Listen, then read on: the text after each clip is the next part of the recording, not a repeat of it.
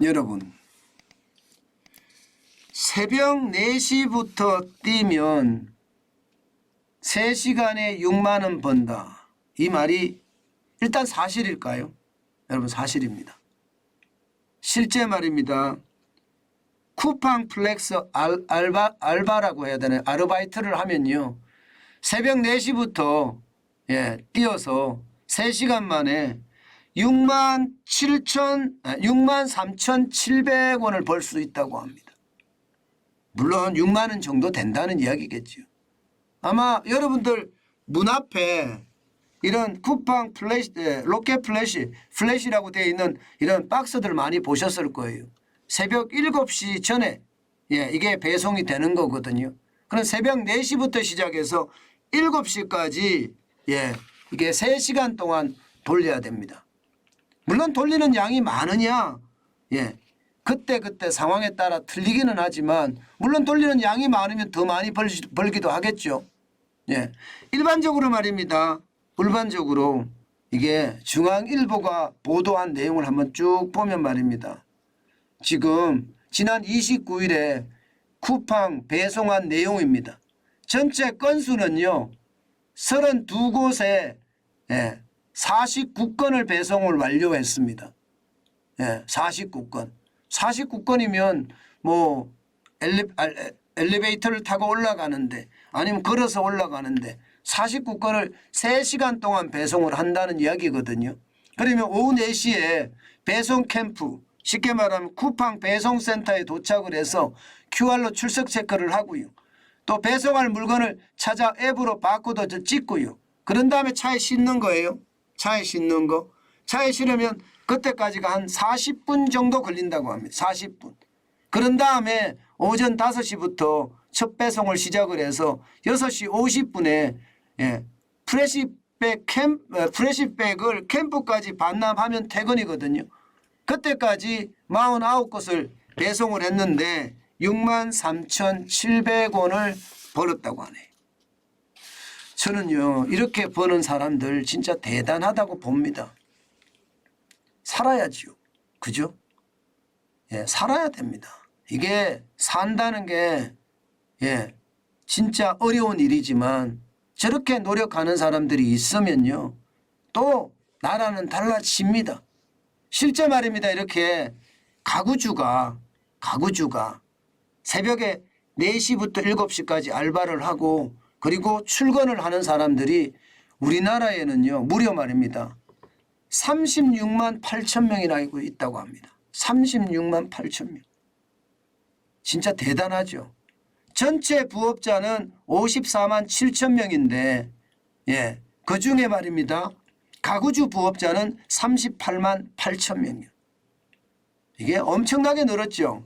2018년만 하더라도 27만 2천 명이었습니다. 거기에 대비해 보면 이게 2018년하고 차이가 한 4년 만에 10만 명이 늘은 거죠. 4년 만에 10만 명. 그죠? 비율도 마찬가지입니다. 전체 부업자 중에 가구주 비율이 63.4%에서 2022년에는 67.3%로 늘어났다고 합니다. 이게 가구주가 되면 그만큼 가족에 대한 책임감도 크고 그만큼 열심히 산다는 뜻이기도 해요. 그런데 왜 이렇게 해야 할까요? 이게 이제 문제잖아요. 안 할 수가 없습니다. 일단 기본적으로 말입니다, 이자가 다 올랐습니다. 대부분의 가구주, 대부분의 사람들은요, 빚을 갖고 있습니다. 그런데 그 이자가 적게는요 10% 20% 올란 사람도 있지만 많게는요 이게 거의 50% 60% 심지어 100% 오른 사람도 있습니다. 그러면 여러분, 이자 갚으려고 노력해야 되잖아요. 내 월급 가지고는 도저히 안 되거든요. 내 월급 가지고는.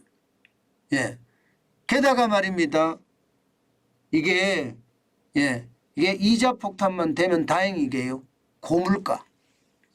장 한 번 보러 가면요, 진짜 눈이 튀어나온다고 이야기해요. 워낙 물가들이 많이 올라서 쓸 돈이 없다고 합니다. 요즘 10,000원짜리 한 장 들고 나가면 예전에 1,000원짜리라고 이야기해요. 10,000원짜리가 1,000원짜리 됐다는 거예요. 예, 오죽했으면 여러분 2만 원권은 만들어 달라, 3만 원권 만들어 달라 이런 말이 나올까요?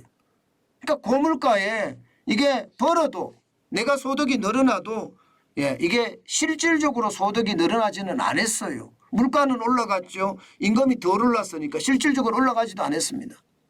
여기에다 더 충격적인 것은요. 아이들 학원비, 교육비가 엄청 올랐습니다. 교육비가 안 오를 수가 없거든요. 학원에 가면 선생님들 월급을 줘야 되잖아요. 그 선생님들 월급이 최저임금이 오르고 나서 다 같이 오를 수밖에 없습니다. 예. 그러면 선생님들 월급까지 많이 올랐죠. 임대료 많이 올랐죠. 학원 입장에서는 안 올리면 망하니까요. 실제 학원들이 진짜 많이 망했잖아요. 올릴 수밖에 없거든요. 그런데 나는 아이들 교육을 시켜야 되는데 아이들 교육비가 그만큼 늘어날 수밖에 없습니다. 예. 그래서 요즘 가정에서도 지금 3중고, 4중고를 겪고 있다는 뜻입니다. 예. 물가가 올라서 힘들어, 이자 폭탄 때문에 힘들어, 고물가 때문에 힘들어, 여기에다가 아이들 교육비까지 올라서 힘들어. 힘들다고 하죠. 그런데 참 대단한 것은요. 이렇게 부업을 해서라도 살아가려고 하는 의지. 저는 이게 굉장히 높다고 생각합니다. 저만 하더라도 저는 새벽 1시 20분에 일어납니다. 예, 그때부터 일어나서요. 뭐 신문도 보고 방송도 보고 씻기도 하고요. 그리고 사무실에 나와서 방송 준비를 하거든요. 예, 이게 뭐 오늘 하루만 하는 것도 아니고요. 365일 합니다. 365일. 예, 그렇게 해야지만이 예, 뭔가 살아있는 듯 하고요. 뭔가 불안감이 해소가 되고요. 고물가나 예, 여기에 뭐 이자 폭탄이나 혹은 뭐 교육비 부담이나 이런 거에 대한 예, 부담도 많이 들고요. 저도 마찬가지거든요.